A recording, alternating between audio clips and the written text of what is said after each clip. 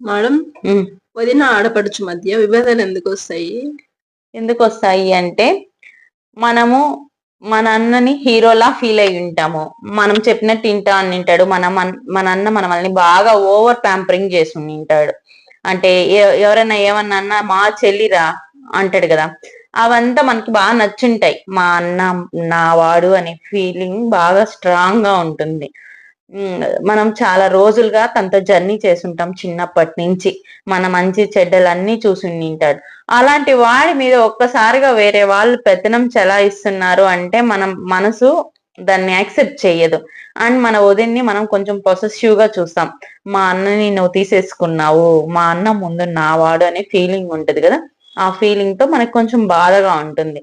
వదినికి ఎలా ఉంటది, ఎంతసేపు నా మీద పడుతుంది ఏంది అని ఉంటది కదా, అది రీజన్. అంతకు మించి ఏం లేదు. మనం మన అన్నని ఎక్కువ ప్రేమించడం వల్ల మన వదిన్ని మనం కొంచెం డామినేట్ చేయడానికి ట్రై చేస్తాం.